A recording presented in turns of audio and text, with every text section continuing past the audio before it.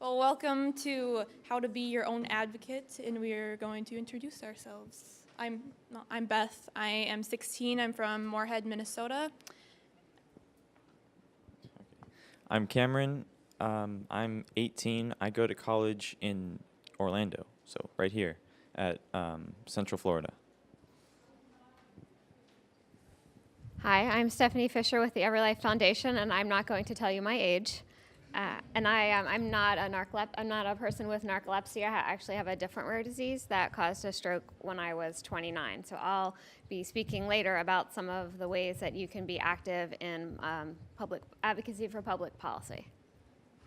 Oh, and Cameron and I both have narcolepsy, if that wasn't clear. Yeah. Okay. So I guess I'm going to start with how to be your own advocate for like high school, and I guess it applies to middle school too, if any of you guys are in middle school still. So I guess with me, I started with going to my counselor first, kind of before school started, and just explaining to her what narcolepsy is and how it affects me in school and why, or like what different accommodations I would need. And we worked out a 504 plan, if any of you, does everybody know what that is? Yeah. And so I just explained to her why I needed those certain accommodations and how they helped me at school and how they helped me really succeed in school. And then also as school started, I just let my teachers know, like, hey, I have narcolepsy. It shouldn't affect me in the classroom in any way, but if I'm sleeping, it's not because it's boring, it's just because I have narcolepsy. But what I found really important was to let them know how, like, what you need to do to succeed, not necessarily what they need to do. So more so that you're taking charge of your accommodations and you're owning them. Like, they're your accommodations, so you're going to be responsible for them. So letting a teacher know, hey, we're taking this really long test today, so I might just get up and walk around outside, or I might need more time, but it's not really putting the responsibility on them. And then they can see that you're a responsible, independent student, and you still, even though you have accommodations and you have a disorder, that doesn't affect your learning in any way. And then finally, if you have a really stubborn teacher that is like, narcolepsy, what? That shouldn't affect you at all. Yeah, talking to your counselor helps, because then once your counselor understands you and understands your disability, then they can advocate for you, and teachers tend to listen to counselors a lot more than they listen to students. So then you can, bring your counselor in and be like, actually, this does affect me, thank you very much. So yeah, that's my way to accommodate. So I'm going to be talking more about college because I'm an expert on college since I've gone to college since August. The thing about college is it's a lot more immersive. I mean, you live on campus as a freshman, and you don't go home to your parents who hopefully understand narcolepsy. You go home to a whole bunch of other kids and other young adults who don't understand it. So, I mean, it's not just in the classroom, it's also pretty much every other aspect of living. So I guess the first thing that started off is find a good roommate, and that's something I did not do. I won't get into that because it's a rant that won't ever end. Yeah, too soon. It's too soon. You want to find somebody, if you can, you want to contact housing before classes start and before, it's already set in stone. You want to find somebody who has, similar sleeping habits. Not necessarily somebody with narcolepsy, because that's probably, you're not probably not going to find someone with narcolepsy. But you want to find somebody who's consistently goes to bed at 10 or whatever time you like to go to bed. Someone who doesn't stay up all night, somebody who's doesn't have company over all the time, just somebody who has good sleep hygiene and that you can get along with in terms of sleep. That is really helpful, because if there's say there's a fire and stuff, you want somebody who can who knows about it, who can wake you up and not just leave you there. Because there have been midnight fire drills, and luckily I woke up. But that's a big part of it. Is you want to find somebody that you can, I don't know, trust, which is hard to do.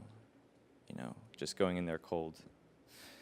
That's the biggest thing, because your roommate is somebody you're going to spend a lot of time with. In terms of classes, you want to immediately get on telling your professors about it. The college will do a good job of showing you all the accommodations you can have at like student accessibility services, and so they'll like show you the road, and they'll show you how to get your accommodations, but they won't do it for you. And that's the big thing is that college is completely on you. It's not, there's nobody there to do it for you. There's plenty of help. You can find help anywhere, but you have to do it yourself. So as soon as you get to campus, you need to start advocating for yourself, and that means not only telling and emailing professors, but if you need to go into their office hours and explain to them what narcolepsy is, because my history teacher doesn't know. She's an American history teacher. It's their job to care about you, but it's not their job to fully understand the disease or disorder. So it's your job to explain to them at the best of your ability what's going to happen and what they should expect, and then work around their deadlines and stuff like that to better yourself. I don't have anything else.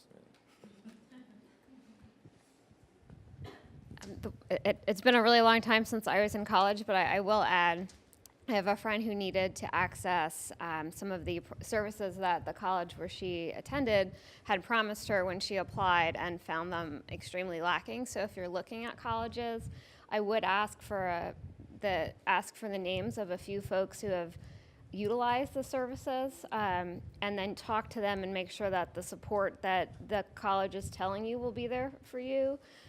Find out if it's truly there, if they're difficult to work with, because those 4 or 5 years, you want to make sure that these folks are going to be accessible, and that they're going to make sure that you get the support that you need before you make the commitment. You can certainly transfer, but that can be quite a process. So I would consider asking that when you're considering colleges, to make sure that you'll have the support that you need when you're there. And I wasn't diagnosed with my rare disease until I had a stroke, so I don't have experience advocating for myself in the school. The EveryLife Foundation, it's a nonprofit. We work with any other rare disease organization that wants to partner with us, and our mission is to support public policy that will encourage the development of treatments for rare diseases. I'm talking at 11 o'clock session about public policy advocacy in general. We'll go over, you may know some of the stats. Only 5% of rare diseases have an approved treatment. And I understand narcolepsy has one on label, but that, it may not work for everyone. So certainly you want more treatments, hopefully a cure in narcolepsy, and for the many other rare diseases that have no treatment. One of the most important elements of advocacy, whether it's at a school, a university, with your insurance company, and with state and federal policymakers, is knowing how to tell your story. And so there's another great rare disease organization called Global Genes, and they have a table, and Kendall from their team will be here. And they had a summit recently, and they had a session on storytelling, and so I've stolen his 5 tips because I think they may be useful. The first is, what's your purpose? Are you trying to raise awareness of narcolepsy? Are you trying to raise money? Are you advocating for a specific law at the state or federal level? Or are you trying to influence an FDA policy? And some of that will help you determine when and how and where you tell your story. The other one, the person who led the session at Global Genes says, break through the noise, tell part of your story. They don't need to know about every doctor visit you have, right? You have their attention for probably a limited amount of time, especially for some of our activities. You may go in to meet with a U.S. senator in a group. And so that means each person may have 2 or 3 minutes. So really boil down what the disease is, how it affects your life, and then what's the call to action. Do you need to come up with a plan with your school? Do you need to ask the insurance company to consider covering a medicine off-label? Or do you want the legislator to support a bill to give more money for NIH for sleep studies? The next one is to know your audience and prepare. So if you're meeting with a guidance counselor, is there something that the school board's done recently that kind of fits in with what you're asking him or her to do? If you're meeting with a federal representative, check out their Facebook page, sign up for their newsletter, and then try to find something. It's all about building relationships, and so try to find a way to identify with them. If the legislator recently toured a teaching hospital or a university, maybe work that into your plea for more funding for NIH, for instance. Share only what you're comfortable with. That applies kind of across the board, although an insurance company may ask you questions and you probably have to answer them if you want any chance of help with an insurance company. But it's really your story, and health is so personal, so you want to make sure that you're comfortable, maybe decide in advance what you're willing to share in a group or one-on-one. And then finally, close the deal at the end of the meeting or interview with a reporter if you're trying to raise awareness in a news article or on a website. Reinforce your key messages. If you realize that you need to clarify a point, just take a minute and do that, so that your call to action is the last thing on their mind when you leave the meeting or end a call. And as I mentioned, this might vary. If you're meeting in a group, you have a little bit more time, and if you're meeting one-on-one, you might be able to elaborate a little bit, but again, probably you don't need to share every doctor visit you've ever had or every medicine, although, in rare diseases, having a misdiagnosis or trying multiple medicines off-label is part of the journey for a lot of people, so depending on, again, the goal of your meeting, it might be relevant. Social media is another great way for advocacy, whether you are raising awareness or if you're looking to advance legislation. Global Genes has a lot of free toolkits. One is using storytelling to raise awareness for your rare disease. And then there's another one, how to promote your rare disease story for social media. I only have 2, but these are available online, and Kendall from Global Genes may have them available on her table in the exhibit area. I have some handouts. I only have about 20, although I'm glad to see we may have, if my count is right, we have more than that. There are 2 teenagers who are really active in rare disease advocacy, Shira Strongen of Sick Chicks and Emily Mueller of, I think it's Emily's Entourage. And they also are very active with a group called We Are More for young adults or more than a disability. It may be an invisible illness, which could be narcolepsy, or it could be something where their mobility is impaired.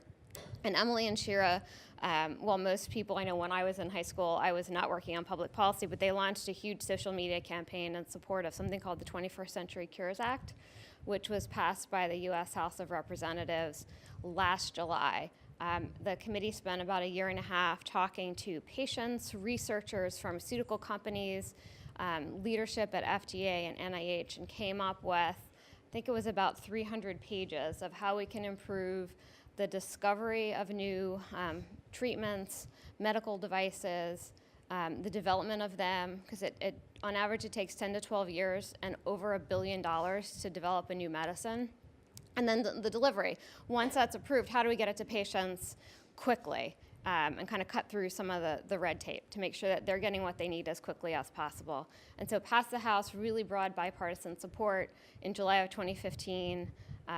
The Senate Help Committee waited 8 or 9 months and then passed individual components of that, and the Senate's still sitting on it. So if this legislation isn't passed by the end of the year, it's dead, because we have a new Congress starting in January. So they're going to have to start the process. I don't want to say all over again, but you have new members that have to be educated. It might be difficult to get it through the floor again. So Shira and Emily supported it. There's a hashtag called, it's hashtag Cures Now. And so they did Facebook posts, they did Twitter posts, and had really a dedicated campaign. The House Energy and Commerce Committee did a press release on their efforts.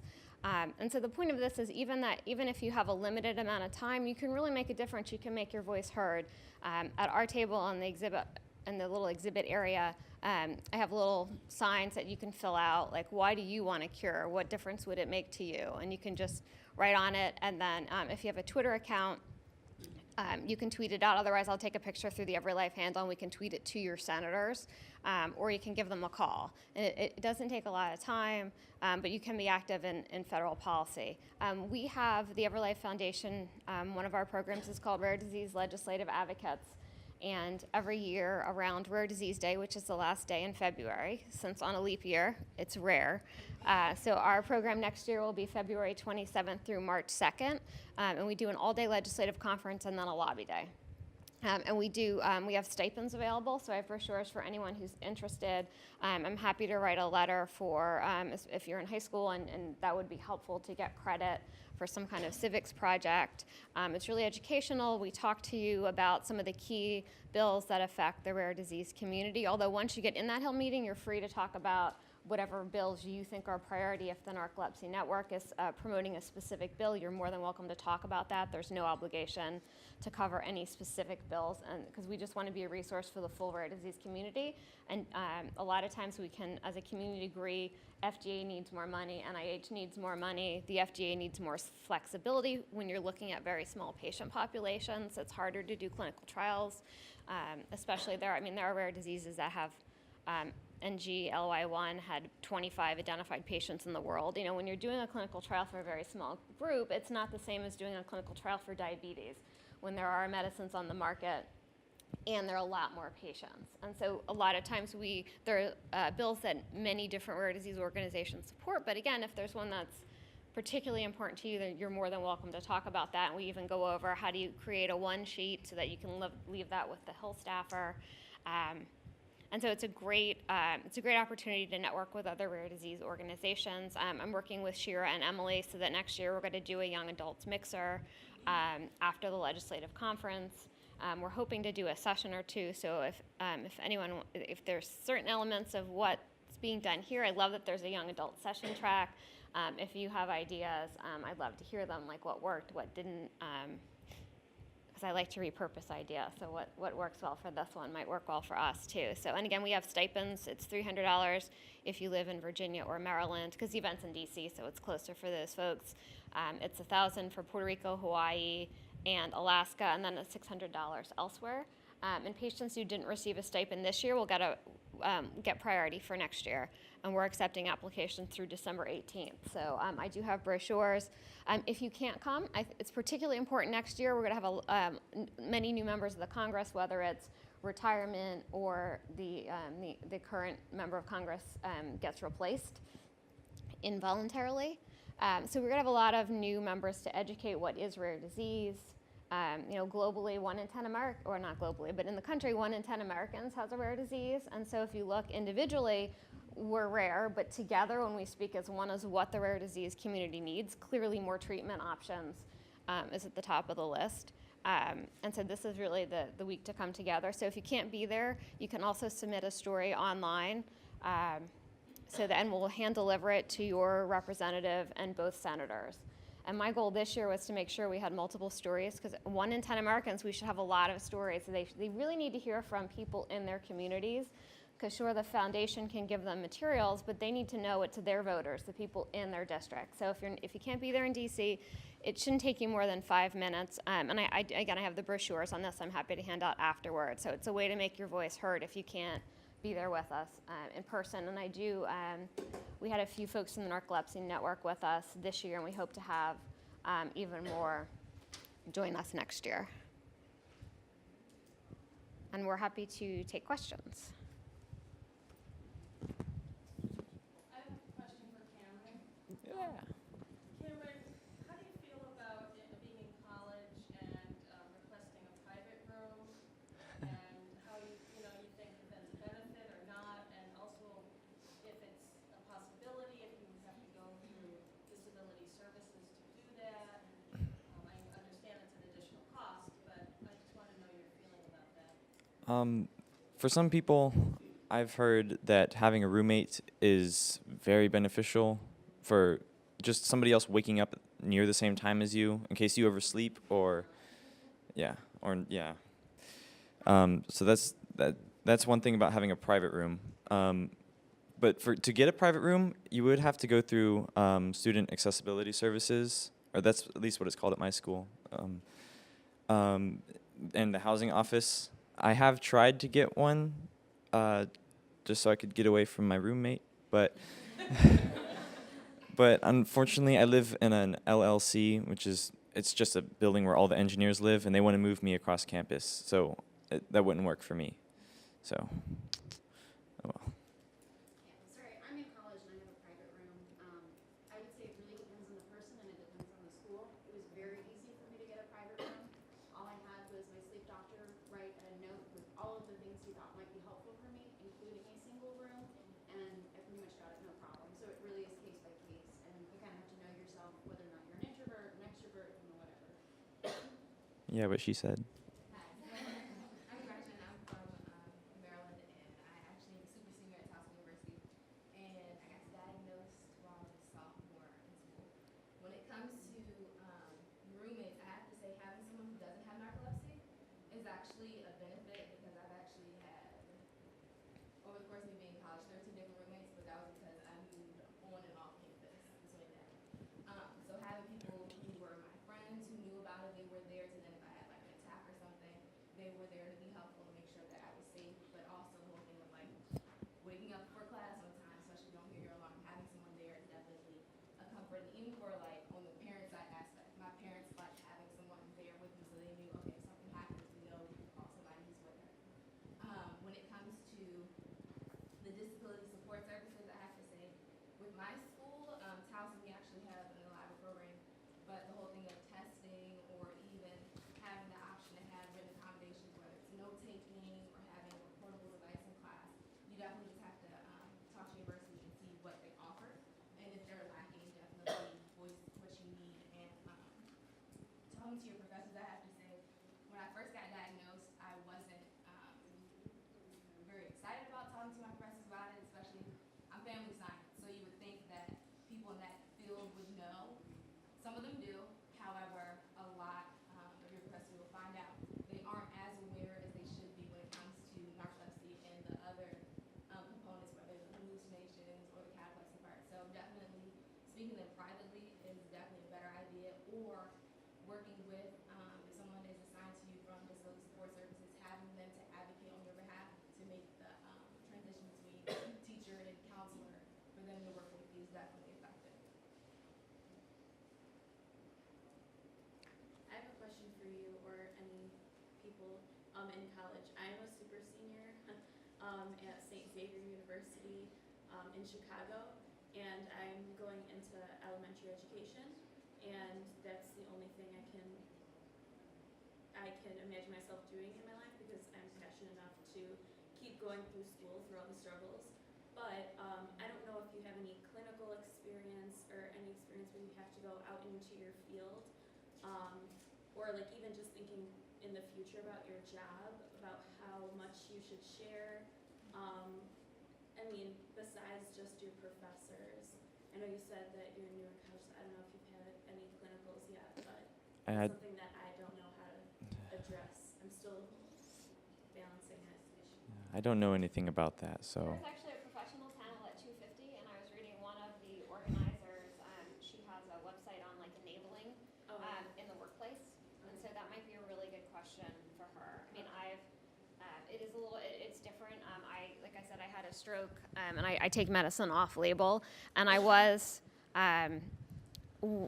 In my previous jobs, I worked for a trade association for pharmaceutical and biotech industries, and I started talking about more, and I wasn't sure. I mean, do I want to put it out there that I'm a stroke survivor on my website? And then I realized I don't want to work for a company or an organization that says, no, she might increase our health, our health costs in our pool if they look at our history. But it is a conscious decision of. But that's more public too. It's a little bit different with an employer because there are certainly rules there are federal laws to protect individuals. but it can be difficult to, if they choose someone else, how do you prove it was because you told them that you would need X or Y accommodation? So the professional panel's got a lawyer on it, and then again, the person who has that enabling website. So hopefully they can give you some specific guidance. Okay, thank you. And I'm a senior at Wake Forest, and I'm an elementary ed major and a student teaching this semester, so if you want to know about that. Okay, sounds great. I just want to say something really quick. I'm supportive of my daughter, but I'm an HR professional, so I'm a recruiter. And before that, I was an HR generalist. So like she said, you really don't want to work for a company that doesn't take that in consideration, and there's laws to protect you. And any good company, any good HR generalist or recruiter will take all of that into account. And every job, no matter what it is by federal guidelines, there are clear physical, requirements, and if you can't meet any of those, which most people do, it's the other things, you can still get accommodations. So I know that's a cause of concern, but yeah, that is something that's out there. So I know like I've had multiple jobs, most of them have been retail, but also working with different professors in research because I was originally bio pre-med, so you had to do a lot of research with professors. What's great within the last couple of years, I don't know if you guys know about the law FERPA. It deals with how much of a disclosure needs to be between you and your employer and your education wise. So you are protected, especially if you have a disability, that you only need to explain enough, well there's still parameters, enough to where you feel comfortable, one, but then also so that legally if something were to happen, that they wouldn't be at fault or you being liable. So the whole thing of wearing a medical alert bracelet is helpful. Letting your employer know, okay, I have this disorder, and giving a brief of what you need. They can have it in your file, but then that's just between you and them. So that's almost like whole patient privacy type thing as well. But it's more so with your employer and the privacy. How you work with your coworkers, I would say if you are close to them and you get to know them, then yes, you can share, but it's more so your employer really should know or have an idea how it affects you, or what you need. Definitely if you want to keep the job, it's important. Because I've had where, especially in retail, that I might have been doing a transaction and everything, but wasn't fully there, so I can't tell you what happened through that. However, the transaction still got done. So having instances like that, but letting you know and being aware that that could happen, or you having an attack, or you needing naps between the day. Most of the time, they just ask for a letter from your doctor, and that's mostly sufficient. Did you say VERPA with a V-E-R? FERPA, F-E-R-P-A. Thanks. So I go to a high school. I'm a junior. I go to a high school that's like a health professions. We kind of focus on the health professions. So part of the thing about being a junior and senior, we go to the hospital and we shadow some of the doctors. And my school has been extremely resistant with the 504 stuff and everything, which we ended up getting lawyers and stuff right now.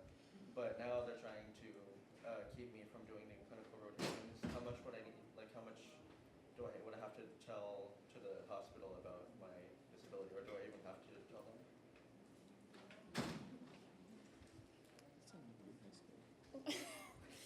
So, okay, explain that again. So you're, So I'm still in high school, but Yeah. like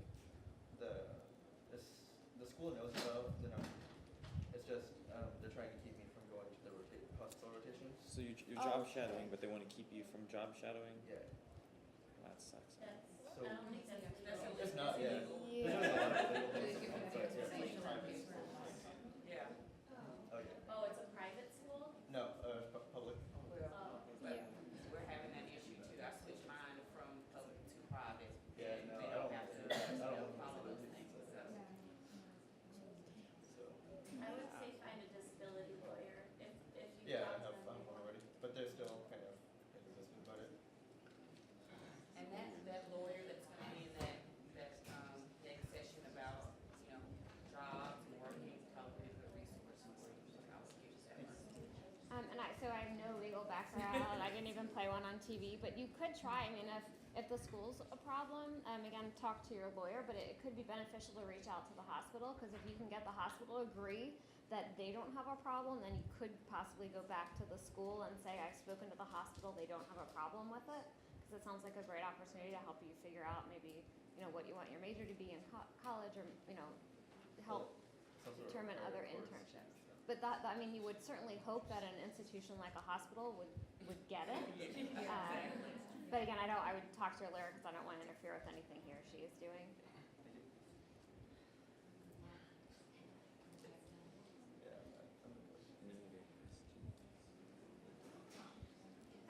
Here, I have a question too.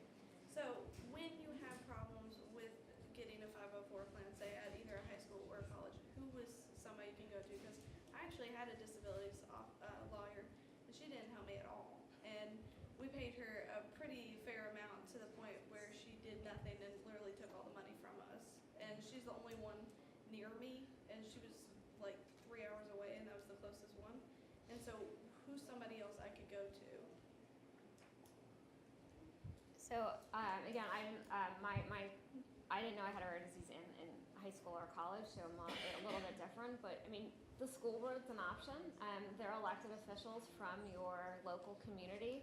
So if you can't get what you need from your school, the school board should have public meetings where you could go.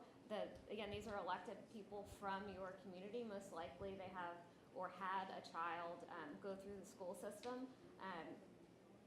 Their names are public, so you can reach out to them individually. You may not want to raise this at a public meeting for the entire community as a starting point, but to reach out to the school board and say, first of all, as your neighbors and members of your community, they should want all of the children to succeed, or not children, but young adults as well, to succeed in school. But also, once you mention disability lawyer, as school board members, they're responsible for maintaining the finances of a school, so they're not going to want a lawsuit. And so they should want to resolve the issue. A little bit different from the university, but if they have a student council, that's another option, because again, it's your fellow students. They should want to make sure that the other people who are going to college can make it as beneficial as possible. So again, that's public policy isn't just in the state legislature or the U.S. Congress. It's if your state law needs to be changed, you have a local state representative, a local state senator who might be helpful, but try to find the most relevant elected official, whether it's the school board, student council. It's a great way to start advocating for yourself and others, because if you're having a struggle, I have to imagine there are other people who are having one right now, or you can make it easier for the next person, which, that's kind of a burden on you. But just think of if someone had come before you, it might have been a little bit easier if they had, fought that battle first. Also, at my college, at least, there's for student accessibility services. There's always somebody. They always have somebody that you can talk to. If you're currently having an episode or just had one, there's somebody for counseling, and there's always your RAs, and the RAs themselves don't. Those are the people that live with the older kids that live with you that, they don't always help you directly, but they can always refer you to somebody.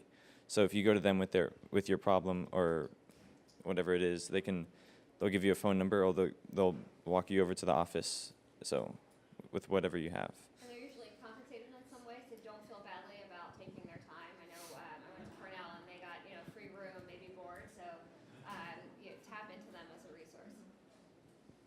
You can also add in, I'm just with the network, if you really aren't getting anywhere, then you can contact the Narcolepsy Network, and then we can try to link you through. We do have a lawyer, we're gonna have 2 lawyers on board this year, but we do try to reach out in those special cases and try to find a way to support you, because it is a rare disease, and you may be a school board that just has never had a rare disease or dealt with it. It's a great resource, thank you. I was just going to ask about disability attorneys. Is it critical that the person is experienced in your state, or is it sort of more national, like thinking about your dilemma that the nearest person is 3 hours away and it's an expensive investment? Would a disabilities attorney be applicable to nationwide or really state specific? Again, I'm not a legal expert, but it may have to do with what the issue you're facing. Is it a state law or is it a federal law? I do know we actually just posted a guest article on the EverLife Foundation website yesterday it was a service for disability attorneys, and it was some tips on applying for Social Security disability. So if you're having trouble with Social Security disability, you want someone who specializes in that, and the state might not matter. But if it's what you're having problems with is some kind of state education law, it might be good to have someone registered in your state. But again, I'm not an attorney, so. Link the two of Yeah. them up. I've done that too. I've found someone on a raw skill, that's far away, that they've done it, they know what needs to be They know done, where to put and someone then from link them afar, with someone, perhaps. Okay. locally, just to work together. The other thing that I wanted to mention really quickly is, so I worked for a member of Congress and I did casework for him, and members of Congress can be helpful. I mean, they're not going to hire an attorney for you. That's not their role. But if you are having trouble with the Social Security Administration, for instance, there's a liaison there. If you have suggestions of how a federal law can be changed, whether it's for education or transportation or something that would affect not only you but other people with narcolepsy or with other diseases in general, meet with your member of Congress. If there's a state-specific education law, so it's not a matter of the school following current law. If you think there could be something that the law should be changed to better meet your needs or your child's needs, meet with the state representative, and you'll be amazed. I mean, if they don't know if there's a problem, they can't be expected to fix it. So the first step is bringing this problem to their attention, whether it's an existing law that's not being enforced, because they can be helpful with that, or if you think existing law needs to be changed to better meet your needs. Again, these folks are elected; they need your vote. So make a meeting in their, request a meeting in their local office, and as your elected official, they should be willing to give you that time and attention, or have, maybe their chief of staff can meet with you if they can't do it personally. And then the person from the Narcolepsy Network had a. Yeah, I was just gonna add in a little bit before the beginning of what you were saying, but before, if you're doing like with the 504, you're trying to get that, again, you can call us, because we do like SAT accommodations, 504 and stuff. We might be able to help you with the language that you're using when you're talking to going into your 504 meeting or the form you're putting in for the SAT or the ACT, because there's a set way, you're not presenting a learning disability. You're presenting a medical diagnosis that is this, and then it affects this, and therefore you need this accommodation. So it's kind of a different, and some schools have had that, and some schools haven't. So what we found is the people who've helped with the language of it, they tend to then get what they're requesting. I did realize also Global Genes does have a toolkit for advocating for your child I think it's just kind of through high school. I don't think it's college, but usually the Global Genes Toolkits has additional resources, and they have community contributors. So I contributed to one of the toolkits on social media. So that might be a good starting point. And again, all of the Global Genes Toolkits are free. And for the parents in the room, they also have a toolkit on helping a child with a rare disease transition into adulthood. I haven't read that one because I don't have children, but it may be helpful. I'm not sure how much it is geared at either children with kind of eventually fatal disease. I'm not sure if it would be totally relevant, but again, it's free and it's available on the Global Genes website, so it may be worth checking out. And I know we're almost done, so one more. In terms of being like preventative with like some issues I found, or if someone has like a question, they can go ahead.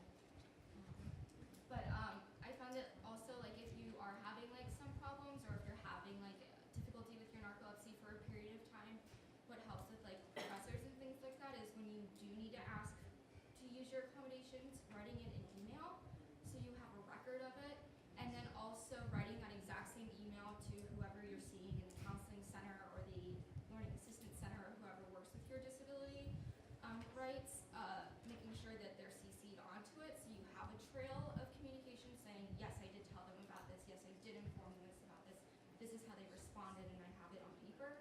And then also making sure you communicate with your teachers at the very beginning of the semester, but throughout the entire semester, because in the beginning I would kind of get caught up with my own problems and not inform my teachers about it, and it made them resistant to help me. Whereas when I kept them updated on everything that was going on, how it was affecting me, what I was doing to fix it, and what wasn't working and what was, they were a lot more inclined to be sympathetic because they knew I was. Sometimes you assume your teachers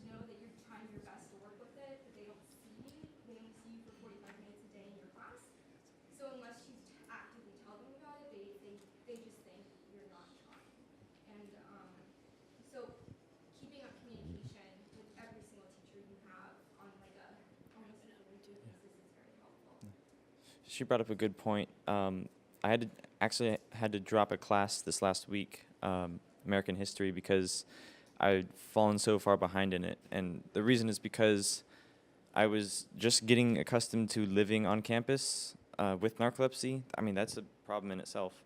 That I didn't have time to email and meet with the professor and tell her about narcolepsy. So, I mean, I'd already missed an essay and some pretty big assignments, and she didn't even know about my disability. So, trying to tell her that I had a disability after the fact, it didn't really work out. So, I mean, I missed out on that class. But if you can you need to get all your teachers and all your professors informed before you start falling behind, because I mean that's a problem.